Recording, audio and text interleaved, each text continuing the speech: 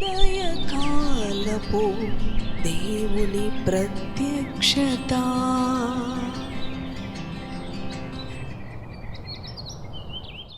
హల్లెలూయా. దేవునికి స్తోత్రం. ప్రభునందు ప్రియ దేవుని బిడ్డలారా, ప్రభు యొక్క అత్యంత కృపను బట్టి మరి యొక్క ఉదయకాల దేవుని ప్రత్యక్షపు వాక్కులోనికి వచ్చి ఉన్నాము. ఆయన ప్రత్యక్షపు వాక్కు మన జీవితాలకు దేవుని శక్తిని అనుగ్రహిస్తుంది, కలుగ చేస్తూ ఉన్నది. మన శరీరాలకు ఆహారము ఎంత అవసరమో మన ఆత్మలకు దేవుని వాక్యము అంతే అవసరం. అది మనకు బలమును, శక్తిని కలుగ చేస్తూ ఉన్నది ప్రతి విధమైన శోధనలను జయించడానికి. ఈ లోకములో రండి, మన పరిశుద్ధ గ్రంథాలను తెరిచి మొదటి తెస్సలోని పత్రిక 5వ అధ్యాయం 16వ వచనమును ధ్యానం చేసుకుందాం. ఎల్లప్పుడూ సంతోషముగా ఉండుడి, ఎడతెగక ప్రార్థన చేయుడి, ప్రతి విషయమునందును కృతజ్ఞతాస్తుతులు చెల్లించుడి. ఇలాగు చేయుట యేసు క్రీస్తునందు మీ విషయంలో దేవుని చిత్తము. హల్లెలూయా. యేసుక్రీస్తునందు మన విషయంలో ఏంటి దేవుని చిత్తము అని ప్రభు చెప్తున్నాడు అంటే, ఆయనలో ఎల్లప్పుడూ మనము సంతోషించాలి. అవును ప్రియ దేవుని బిడ్డలారా, ఎల్లప్పుడూ విచారముతో ఏదో పోగొట్టుకున్నట్లు విచారముతో మన ముఖాలు ఉండుట ఆయన చిత్తము కాదు. ఆయన బిడ్డలు ఎల్లప్పుడూ సంతోషంగా ఉండాలి, అది దేవుని చిత్తము మన విషయంలో. రెండవది, ఎడతెగక ప్రార్థన చేయమని ప్రభు మనకి నేర్పిస్తూ ఉన్నాడు. అవును ప్రియ దేవుని బిడ్డలారా, మరి లూకా సువార్త 18వ అధ్యాయంలో ఉంటుంది కదా, మీరు విసుకక నిత్యము ప్రార్థించవలెనని నేను మీకు ఈ ఉపమానం చెప్తున్నాను అని.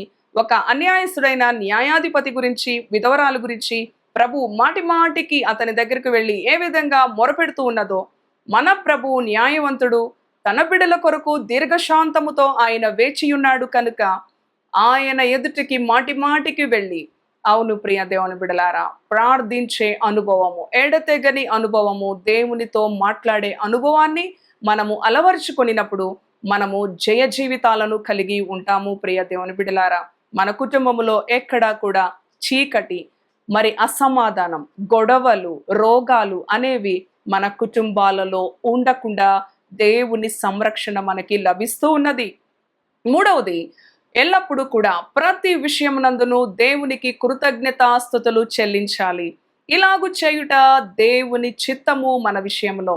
అవును, మేలు చేసినప్పుడే ఎంతో మంది దేవునికి కృతజ్ఞతలు తెలియజేస్తారు.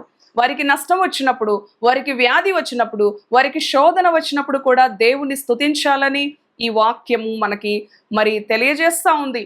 ప్రతి విషయములో కూడా మీరు దేవునికి కృతజ్ఞతాస్తుతులు చెల్లించాలి. పరిశుద్ధ గ్రంథములో అపోస్తలుడైన పౌలు, శీలలు వారు గాయపరచబడి చెరసాలలో బంధించబడారు. మేలు చేసి వారు కీడు అనుభవించారు.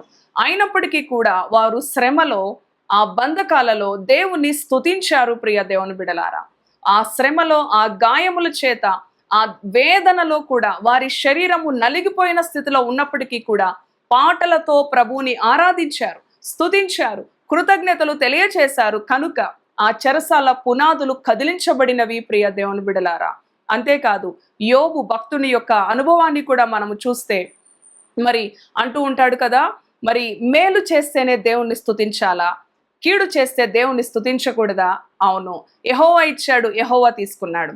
సర్వాన్ని కోల్పోయిన యోబు కూడా ప్రతి విషయంలో దేవునికి కృతజ్ఞతాస్తుతులు చెల్లించే అనుభవంలో కనిపిస్తా ఉన్నాడు. ప్రియ దేవుని బిడలారా, సాతాను యొక్క ఉద్దేశం మన జీవితాల్లో దేవుని దూషించాలి, దేవుని విషయంలో మనము ఆయాసంగా మాట్లాడాలి, దేవుని గురించి విమర్శ, ప్రభు నా ప్రార్థన వినట్లేదా, నా శ్రమ చూడట్లేదా, ఆయన నన్ను ఆశీర్వదించట్లేదు, నా ప్రక్కన వారినే ఆశీర్వదిస్తున్నాడు. ఇలాంటి అనుభవాలు ఆత్మీయంగా మనము ఎన్నడూ కూడా కలిగి ఉండకూడదు. ప్రతి విషయంలో కూడా దేవుని స్తుతించే అనుభవాన్ని మనము నేర్చుకున్నప్పుడు ప్రభు మన పరిస్థితులను మారుస్తాడు, మన జీవితాలను మారుస్తాడు, మన స్థితిగతులను మారుస్తాడు. ప్రియ దేవుని బిడలారా, యోబు నోటి మాటతో ఏ పాపము కూడా చేయలేదు అని పరిశుద్ధ గ్రంథంలో వ్రాయబడి ఉన్నది. యోబు సర్వస్వాన్ని కోల్పోయినప్పటికీ కూడా మరి చూడండి, చివరికి సాతాను తన దేహమును కూడా విడిచిపెట్టలేదు. అరికాలు మొదలుకొని నడినెత్తి వరకు కూడా దేహమంతా కూడా గాయాల చేత మరి ఎంతగానో శ్రమ పడుతూ ఉన్నప్పటికీ కూడా ఎంత మాత్రము దేవుణ్ణి దూషించలేదు, దేవుని మీద సనుగు కొనలేదు. సాతాను ఉద్దేశము మన జీవితాల్లో చివరి శ్వాస వరకు కూడా ఏ క్షణమందైనా దేవుని దూషిస్తామేమో అని కనిపెట్టి మనకు శోధనలు పెడుతూ ఉన్నప్పుడు కూడా అవును ప్రభు అంటూ ఉన్నాడు, మీరు ఎల్లప్పుడూ సంతోషంగా ఉండాలి, ఎడతెగక ప్రార్థించాలి, ప్రతి విషయమునందును దేవునికి కృతజ్ఞతాస్తుతులు చెల్లించాలి. ఇలాగు చేయుట మీ విషయములో దేవుని చిత్తము. దేవుని చిత్తానికి లోబడదాం. దేవుడు అనుగ్రహించే ఆశీర్వాదాలను అనుభవంలోనికి తెచ్చుకుందాం. ఇటు మాటలు ప్రభు మన వినికిడిలో దీవించునుగాక. తలలు వంచండి, ప్రార్థిద్దాం. దయగలిగిన తండ్రి, పరిశుద్ధుడా, నీ పరిశుద్ధ నామానికి వందనాలు. అవును ప్రభువా, ఎల్లప్పుడూ కూడా నాయన నీకు కృతజ్ఞతాస్తుతులు చెల్లించుచు ఎల్లప్పుడూ నీలో సంతోషముతో ఎడతెగక నీకు ప్రార్థిస్తూ ఉండే అనుభవాన్ని మాకు నేర్పి ఉన్నావు. పరిశుద్ధ గ్రంథంలో భక్తుల జీవితాలను కూడా మా ముందు ఉంచావు. అయినప్పటికీ కూడా ఎన్నో శ్రమలు, శోధనలు వెంటాడుతూ ఉన్నప్పుడు తండ్రి నాయన నిన్ను స్తుతించే విషయంలో ఎంతో మంది బిడ్డలు అవును ప్రభువా నీకు ఘనతను, నీకు కృతజ్ఞతలను చెల్లించకుండా నీ చిత్తానికి విరుద్ధంగా ఒకవేళ ఉన్నారేమో. నీ బిడ్డలను దర్శించండి. ఉదయకాలం నీ బిడ్డల విషయంలో ఎల్లప్పుడూ వారు సంతోషంతో ఉండాలన్నదే నీ యొక్క చిత్తం. వ్యాధి బాధలతో, కష్ట నష్టాలతో, అప్పుల సమస్యతో అవును ప్రభువా కుటుంబంలో అనేక సమస్యలతో నిండుకోవాలని నీ చిత్తము కాదు నాయన. ఎడతెగక ప్రార్థించే అనుభవాన్ని నీ బిడ్డలకి నేర్పండి.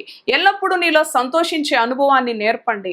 ప్రతి విషయంలో కృతజ్ఞతాస్తుతులు, మేలు జరిగినా కీడు జరిగినా, నష్టం వచ్చినా లాభం వచ్చినా ప్రతి విషయంలో కూడా నిన్ను స్తుతించుటలో గొప్ప ఆశీర్వాదము, గొప్ప నెమ్మది, గొప్ప విడుదల ఉన్నదని ప్రభువా నీ నామానికి మహిమను కలిగించే అనుభవం ఉన్నదని ఈ ఉదయకాలం నీ బిడలతో నీ వాక్కు ద్వారా మాట్లాడినందుకు కృతజ్ఞతలు.